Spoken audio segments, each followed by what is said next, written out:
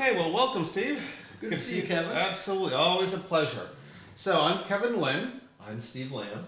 And we're the Center for Progressive Urban Politics. And today is Friday, March 20th, and this is our weekly wrap-up. So we're going to look at all the news stories that are either international, national, state, local. So to give you kind of our take on a lot of these events that are really impacting our lives. And it's kind of appropriate today, Steve. I think we're on the, it's March 20th. I guess there's a solar eclipse going on somewhere in the world as we speak. Yeah. And new moon, vernal, yeah, there you go. It's like everything new is happening now. Right on. So here we go. Maybe it's a good day to kick this off. Okay, I was glancing over the articles that came out this week, and kind of from the international standpoint, I saw where Mexican farm workers were striking. In fact, battling it out with police and army down in Mexico, striking for higher wage and better living conditions. Well, most Americans don't really understand the reason that millions of Mexicans try to come to the United States is it's a country that's ruled by a very rigid oligarchy that offers them no opportunity. And basically most Mexicans are kept in a state of perpetual peonage or slavery. And, the conditions that those folks are under in Mexico are far worse than any conditions they were ever under in California agriculture. In fact, the reason that farm workers would come north to work in California instead of stay in Mexico was because as bad as the conditions were here, they were better than they were in Mexico. And but doesn't it kind of get to that where if you are a citizen of a country, you're more apt to strike and demand? When you look at the movements of the 70s, Cesar Chavez, over half the workers in the fields in America were American citizens. They weren't from somewhere else. So there was a proclivity, a propensity to strike and to catch on, to be part of that labor movement. Well, this is the thing, is, our friends in the Democratic Party, who I'm sure have all the best and tenderest of motives, don't really understand that we have illegal immigration because it benefits the corporatocracy. It's a supply and demand thing, isn't it? It's a supply and demand thing. They increase the supply, and the demand and the wages they can pay go down. And it's really hard to organize a union when you can point to the union organizer and say, oh, Jose is not a citizen, let's deport him. You can't do that if Jose happens to be a citizen. You can't deport him. So it becomes much more difficult to legally deal with his organizing. Yeah. Well, I'll tell you, I wish the folks in Mexico a lot of luck with what they're doing. Personally, I'm not going to buy any produce from Mexico until things change there. Well, Kevin, I have a much more strict personal policy. I'm not buying anything from Mexico, from China, from Venezuela, from Chile. Is that because you don't believe in the 5,000-mile salad? I don't believe in the 5,000-mile salad. I don't even believe in the 1,500-mile salad. Now, I'm a Californian. I'm blessed. We grow everything here, or we can, although we're quickly plowing over our fields and building housing. Right. In fact, we did a show a few months ago on the high-speed rail, which really is about annihilating the agriculture in the San Joaquin Valley to build condos. That's condos and housing. And this is, pure lunacy. I can't believe when I go to the market and I see a huge thing of garlic, a bag of garlic, and I pick it up and I look at it and it says product of China. And I say to myself, 100 miles up the road is Gilroy, the garlic capital of the world, and they're taking and importing this garlic 9,000 miles. Think of the externalities, the carbon footprint associated with that garlic that comes from China as opposed to Gilroy. Well, and it's unregulated. It turns out that a lot of that garlic is being raised in human sewage. Lovely. Yeah. And that's, of course, illegal in California, so you can't do that. But aren't there some other issues that, when we look at, again, we talk a lot about local sustainability. When we import something from somewhere else, the velocity at which money transfers and changes hands locally, and we have that multiplier effect. Doesn't that go away? Well, it does, because, you know, if I'm buying my garlic from Kevin, right? I give Kevin, or I give the grocer $100, let's say, for garlic, and then he gives $50 to Kevin, and then Kevin gives the money to his fertilizer supplier and his farm workers and so on. Well, if I go to the grocer and I give him $100 for garlic, or let's say the garlic's cheaper because it's made in China, so I give him $98 for the garlic. Okay, the grocer goes and pays $30 to the farmer in China, who, you know, pays whoever he has to pay, and then the grocer takes that money and it doesn't circulate locally in the economy. He takes it back to Arkansas? Cincinnati. Okay, right? Cincinnati, in the Arkansas. case of a major California supermarket chain now. They take it back to Cincinnati, and then they offshore that money and store it in the Bahamas. So it doesn't circulate. And the additional money that they make doesn't circulate in the local economy or even in the national economy. And at the end of the day, we're all poor. We're all poor. Great. The other story I want to talk, Ukraine is occupying a lot of press these days. I'm going to say something totally politically correct right off. Okay. Politically correct. Incorrect. Incorrect. Okay. I love Vladimir Putin. I love Vladimir Putin because I can understand Vladimir Putin. He's elected to do one job, that is to serve the interests of the Russian state and the Russian people, and he does that. He seems, I mean, he has an 85% approval rating. Yeah, would that our president acted in the interests of the people of the United States and the United States, and that was his sole concern. Well, didn't Putin just ban GMOs about a year ago? You know, he doesn't want people to get cancer from eating corn. Imagine that. Yeah. Well, it was interesting. I attended an event at the Los Angeles Public Library. Okay. And the name of the event was The War in Ukraine, Propaganda and Reality. And they had this fellow, Timothy Snyder, is the Bird White Houseman Professor of History at Yale University, and a woman named Marcia Gessen, a Russian-American journalist, author of several books. And what was funny was they're talking about propaganda and reality, when right from the get-go, the entire lecture was propaganda as far as I was concerned. The first question out the chute was, what's going on in the Ukraine and what do the Russians want? And that's... Well, I mean, okay, that's a fairly but logical if question. that's the only balance, because throughout all they did was demonize Putin, you know, and at the same time... Putin wants the same thing we would want if there was instability in Canada. He wants a stable neighbor. Right, and considering it's a nation, which was never brought up in this lecture, that has been invaded several times, that corridor. Whether you read a fellow like Robert Kaplan or Samuel Huntington, they all speak to that paranoia that Russia traditionally has when it comes to that corridor. And that country, the Ukraine, that on one hand you have the unate West and the Orthodox East, a country that much like what was Yugoslavia, much like the Czech Republic and Slovakia now, that really should probably, if cooler heads could prevail, probably should split to some degree. So you're saying the country should probably split in 2 or 3 pieces based along ethnic, racial, historical lines. Right.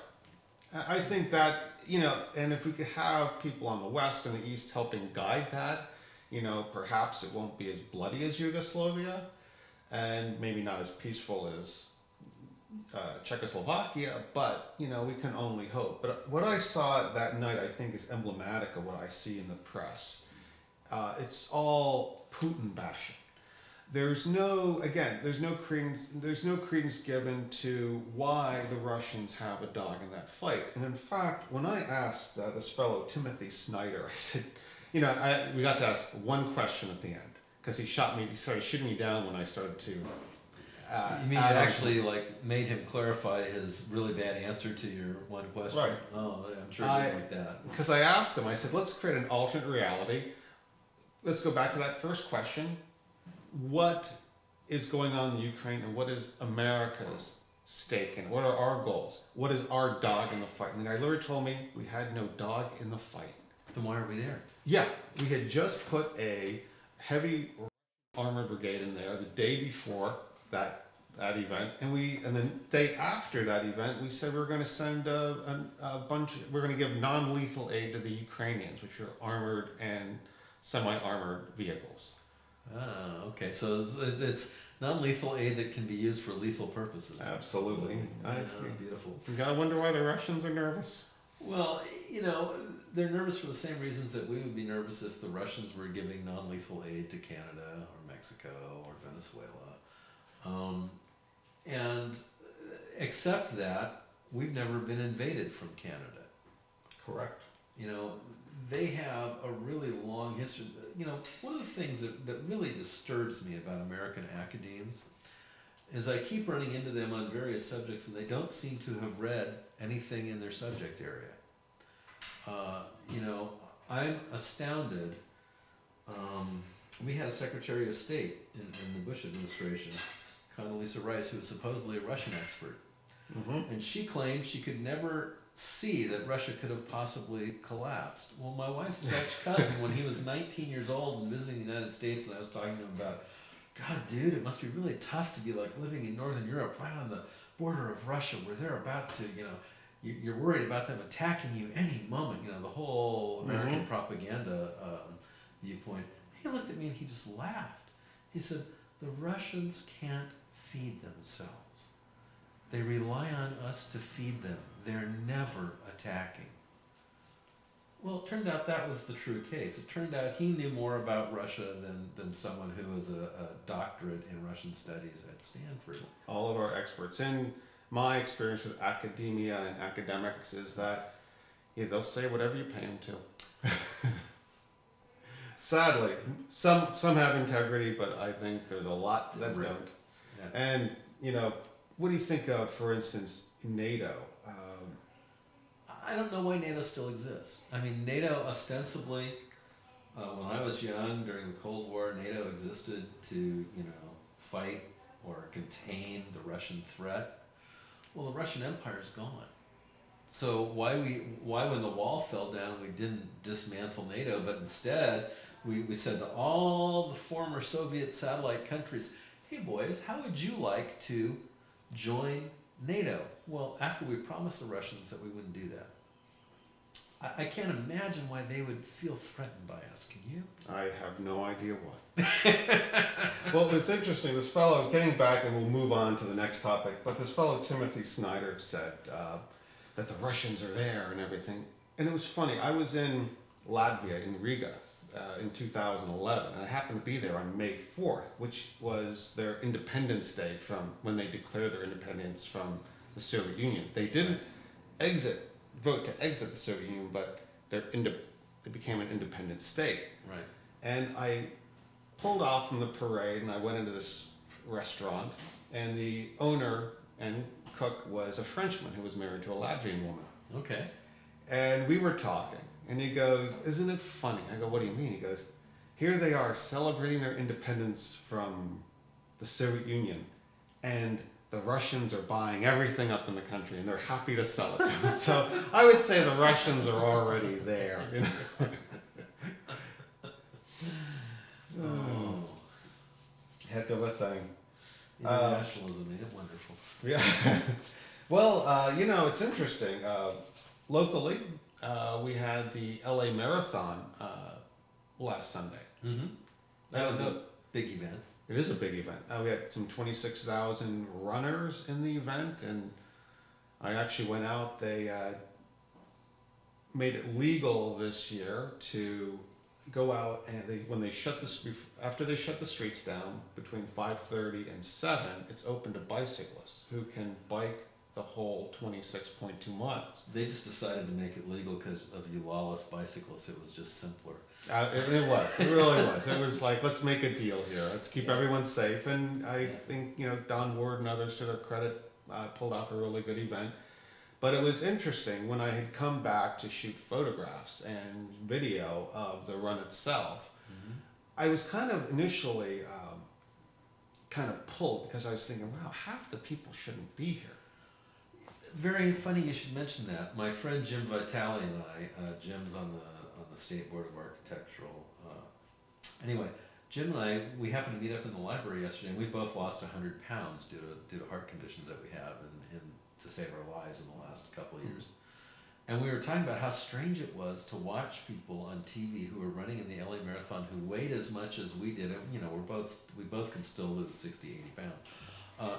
Who were as heavy as we were before we started losing weight, and they're running in the LA Marathon, and we're like going, don't they realize they could keel over dead in this thing? And there were a lot of people like that. You know, it's amazing how fat most Americans are.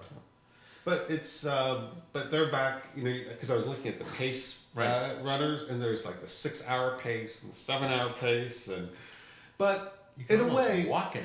And as many do. Yeah. But at the same time, there were a lot of people there for causes. You saw T-shirts for causes. They were raising money for different causes. There were firefighters in full dark running the 26 miles. And what I began to think, I really began to wax very sympathetic to everyone participating in it, because I think an event like that allows for a shared experience for a lot of people, for the city to really kind of come together and have a good time. And it's these shared experiences that ultimately build a common culture. And I think that's more important for our city's survival, not as important as water, but I think it's kind of important to have something like that. You know, and it's very strange because as LA has been developing more of a downtown and so on and so forth, at the same time we're losing all of the things, as the population is exploding, we're losing all of the sort of small local things that kind of made a unique Southern California culture, or they're being redeveloped and gentrified to the point where they're not available to everyone, like, you know, what's happening with Clifton's Cafeteria.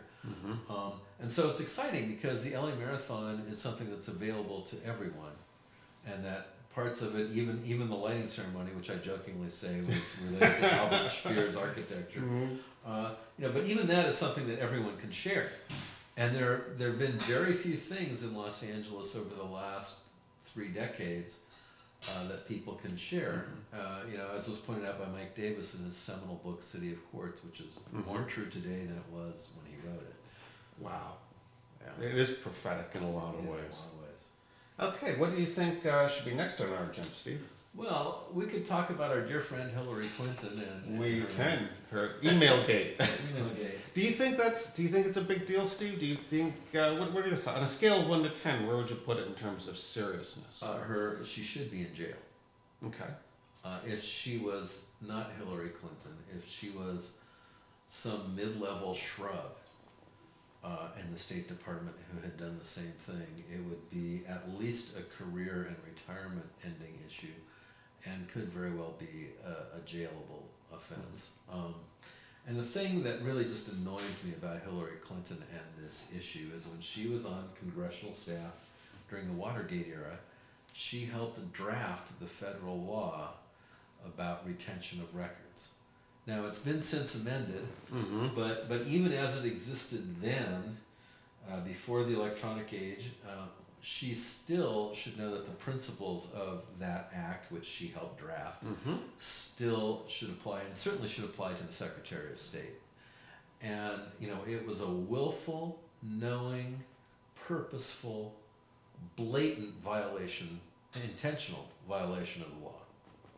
Do you think someone dropped the dime on her from the administration? You know, there's a lot of rumors that President Obama's chief aide dropped the dime on her, and that was kind of difficult to understand at first, except it turns out that there's another rumor that makes the first rumor make sense, and that is that Mrs. Clinton wanted to use a guy named Blumenthal kind of as her back channel and her fixer to do her dirty work, and which, you know, honestly, every Secretary of State has a person or two like that.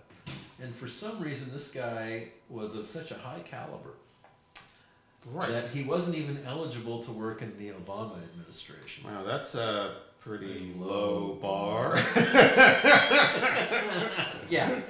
And you know, Obama didn't want him around. And part of the reason for Hillary keeping her own server was so that she could actually have Blumenthal still do stuff for her without Obama having to know. And apparently the administration found out about this and was kind of most annoyed. Yep. So, at the very least, very hypocritical. At the worst, should be doing time for a federal crime. You know, if it was any low-level person, she would certainly be prosecuted. Yeah. And she should be prosecuted. You know, I sort of believe with the old Chinese viewpoint that people who have the highest authority have the highest accountability. And the people who you should really prosecute for misdeeds are the people who are the most privileged.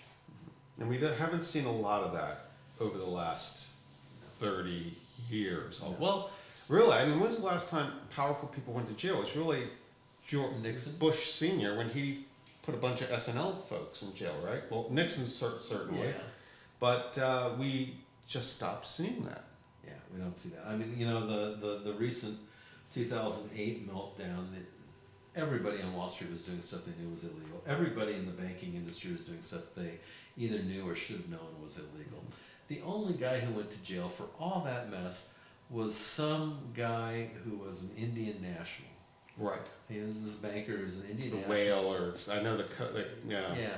They decided to, you know, shove him up against the wall, and everybody else went free. Go figure. I'm shocked. Kind of shows you the state we're in. There were elections both in another country and locally. Yeah. Well, you know, very much like Putin, I love Bibi Netanyahu. Well, I'm not a fan of Bibi.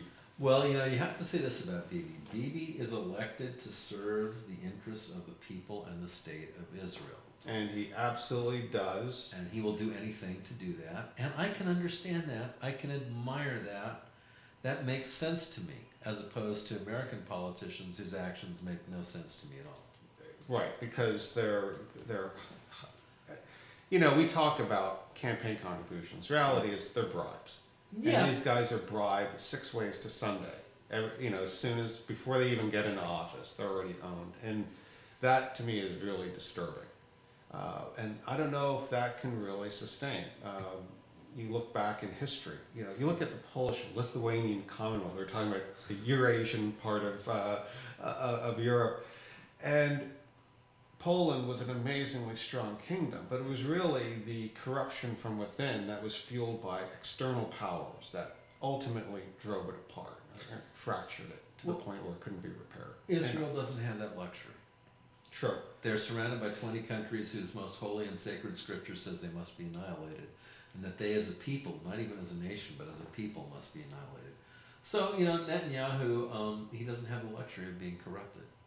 But do you think, when you look at the state of Israel, it's a wise course of action they're pursuing?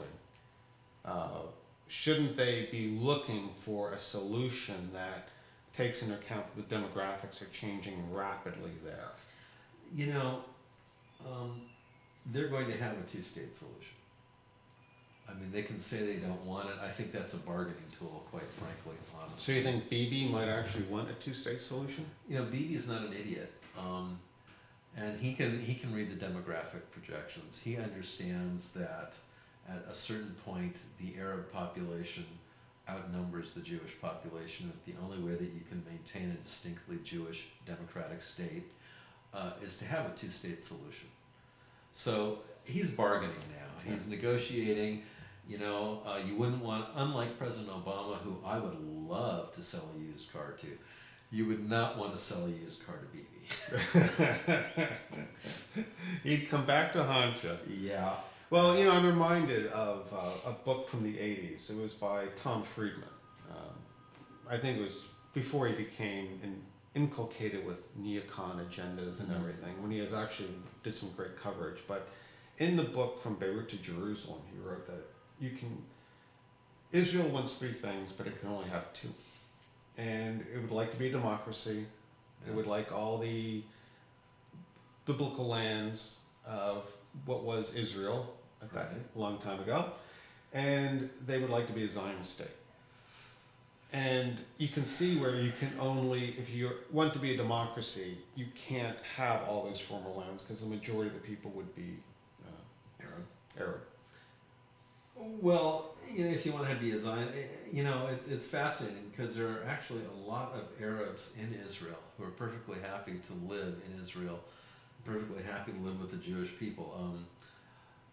They're Christian Arabs, they're Druze Arabs, they're Zoroastrian Arabs, they're gay Arabs, they're modern Arabs, they're secular Arabs. In some cases, they're even modern Muslim Arabs. They're about 66% of the Palestinians. And there are plenty of, for instance, a conversation I had, it was probably 10 years ago with a fellow named Arthur Lessig, who grew up in Palestine.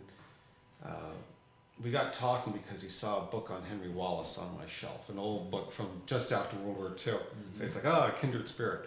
So we were talking, he goes, I grew up in Palestine, and we didn't have any problems with our Arab neighbors. Right. And so I am hopeful that there will be a peaceable solution, because I can't in the long run see the state of Israel benefiting from a solution that calls for violence or apartheid. Well, also we have to realize that if there's going to be a Palestinian state, they don't benefit from that either. In fact, really there would be a Palestinian state by now if they would abandon the rhetoric of violence and destruction. I mean, that's the major stumbling block, is they want to have a Palestinian state, they want to have a peace process, they still want to have as part of their constitution the eventual overthrow and annihilation of the Jewish state. Well, we wouldn't sign up for that if Mexico was going to do that, or if Canada was going to do that, and nobody else would either. Well, hopefully cooler heads will prevail in the long run, and maybe there's just a lot of bargaining and jockeying going on. Now, in Los Angeles, our local elections. We just had an election. We had the lowest voter turnout in history, Kevin. And I don't actually live in Los Angeles. I live in an incorporated county, so I didn't get to vote in any of these elections. But Pasadena, just south of me, also had a municipal election a week later than you, and they also had one of the lowest turnouts in history. Why do you think it is that no one's turning out for these local elections? Well, I know, and I live in Los Angeles, and I did vote. Went down the street here and voted. My local councilman, we had, there was an issue, I won't go into it, but it's on bike lanes in northeast Los Angeles. And after several public hearings of being, the last one where we were completely ignored, where he simply filibustered, thanking his staff and people that were in the audience, 45 minutes of that before any real discussion began. The whole and it's a 2-hour meeting, right? Right, it's a 2-hour meeting, right. So by the time public comment came around, there was 15 minutes left for it. Right. You got to wonder, why vote at some point? Well, that's the major problem. The two major problems I see with local government are that they have more control over your life than the federal or state governments. Absolute, unbelievable control with no checks, no balance. And really, and you're not just talking permitting and everything. You're how much, what noise your dog can make, when you can have a party, how much water you can use at your house, how much electricity, what your electricity is going to cost, what color your wall can be. It just never ends. And really, oddly enough, if the Tea Party people were going to get smart, they would redirect their anger to local, overly oppressive government. I know it violates their philosophical outlook, but from a practical standpoint, it would be the best way to organize mass numbers of people. But you go up against this system, and it's just completely impenetrable. It's almost entirely administrative law. There's no appeals process. And the courts basically find, if you can finally get to court after being in the administrative law process for 3 years, the court will just look at you and say, you were found guilty and adjudicated under administrative law, there's nothing we can do, bye-bye. But people have been trained that, there's nothing they can do, they can't fight. They'll elect a new person who's supposedly different from the old person, but the new person's bought by the same entities. You look as at the donor list. It's the same developers, the same parking companies, same towing companies, exactly. same taxi companies. Exactly. I mean, you go look at people's donations, and you can go and pull them. Actually, you can pull it all online now. And back when I started, you actually had to go down to Norwalk and sift through the files. But you pull that stuff up, and you discover that everybody's getting money from the same people. And the people they're not getting it from, or the people who they don't care if they've gotten it from, are the citizens. And really, you know, we're having elections where everybody is voting. It's just that a small number of people are voting for the Democrat, a small number of people are voting for the Republican, and about 70 to 75% of the people are voting a pox on both your houses. Which, right, if there was a not either, people would probably... There'd be 100% turnout. But really, so they're just voting with their feet, essentially. They're voting by staying at home because there's nobody worth going out and voting for. You know, I'm in a discussion page on Facebook called Pasadena Politics, and all the local Democratic Party apper cheeks are like running around going, why was the turnout so low? And, you know, I wrote back, because the candidates all suck. And, you know, they got immediately offended because half the candidates were from their party. Oh, I'm sure. I'm sure they're, oh, look at the pedigree on this one. Look at the way they walk around and heel and do And the thing is the people know. Yeah. You know, and the people know that no matter who they elect, it's not going to make a difference to their lives. And they've trained us that way. And, you know, if you really want people to show up and vote, you either have to make a minimum quorum for an election, which will make the parties, you know, get out and vote effort like they used to in the 1960s. Or you have to have candidates who, no matter how much money a special interest give them, will still do what's in the best interest of the people and what the people in their district want, as opposed to what the special interests want.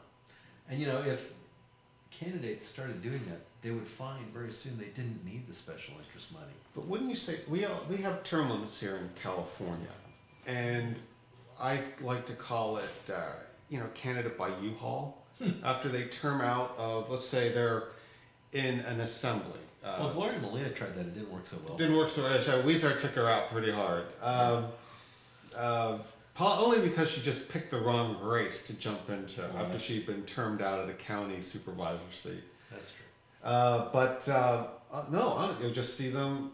My city councilman had been a state senator, an assemblyman. He tried to run for Congress, carpetbagger in another district, run there, didn't make it, but he comes in with this big war chest of campaign contributions and is able to pull off a narrow victory. Term limits were probably the biggest single mistake in California history. And I say that because, yes, it's true that we had people who were in one office for their entire careers. We had assemblymen who were there for 30 years. We had state senators who were there for 30, 40 years. And the really wonderful thing about that was they were actually experts about what was going on and how state government or county government or city government fit together and how all the pieces worked. Now they have to go to their staff or to the permanent staff to figure out how that functions, because they haven't been hit in the head enough times by reality to know. And that permanent staff has its own interests and its own agendas that are completely separate from the voters and from the special interests. And the other thing about that is that permanent staff, when they have interests that are different from the permanent staff's interests, have interests in getting hired in the private sector. Like, you know, over the years, I've known a lot of people in a lot of planning departments, and all the really good planners end up working for major developers. Funny how that works that way. Odd how that works. You know, they get tired of making $100,000 a year and they want to make $300,000 a year. And so what happens is, you know, you'll find a really good a really good planning staff person, and, you know, the first 4 or 5 years he's out of college and hired in the job, and this guy's great. And then you start noticing about 5 years in that he gets a little bit squishy and a little bit weird. And in a year and a half, he's out the door and he's working for some major developer. And so that's how the thing functions. And, you know, the politicians really you know, I had a small elected office, and it really takes about 2.5 years To learn your way around. to learn your Find way your way to around. the bathroom, kind of. Well, pretty much, you know, find where the light switches are, to figure out, you know, who's lying to you, why they're lying to you, what lies they're likely to tell to you. You know, it takes you a couple of years, and you know, if you're going to be turned out in 5 or 6, and it takes you 2 years to figure out where everything is, and you're going to have to spend your last 2 years looking for your next gig because you're going to be turned out of this one, that only gives you a potential 2 possible years. And for those 2 possible years, since you're going to be turned out of this one in a short time, you have to be pleasing those donors so that you can go somewhere else. Yeah, it's a conundrum, isn't it? It's a conundrum because you can never really build a base. You can never really build a base of people who in your district know you, who've worked with you over time. You know, I mean, there was a guy in my district, he was in state government, the guy's name was Montjoy. He was there forever, right? And I think he was a Republican. But people in the Democratic Party and people in the Republican Party knew that where they were aligned with this guy and where they had common cause and where they could work together and how they could work together. And you don't have that now because your people are in and out so fast. I mean, you can simply just push off the big decisions, kick the can down the road for a year or 2 or 3, and, you know, pat yourself on the back and move into that new seat. Well, look at my state assemblyman. My state assemblyman's a guy named Holden. And he's a nice guy. I like him. Went to high school with him. He was in Pasadena politics for a long time. And I get, you know, his legislative update all the time, right? And it's like, what? You know, the state's running out of water. The state's got an overpopulation problem. The state's got an infrastructure problem. The state's got a dam problem. And what piece of legislation is taking up all this time? You know, completely, totally insignificant stuff that, I mean, it's so insignificant I can't even remember what it was, but it's certainly nothing to do with the major crises facing California. And, you know, don't we elect these people to take care of those major crises? Apparently not. Apparently not. Wow, I think we are running out of time here. Well, this was a lot of fun, Steve. It was fun, and we're going to be back at it next week. Back at it next week. That'll be our second weekly wrap. Second weekly wrap. All right, well, thanks so much for tuning in. See you next week.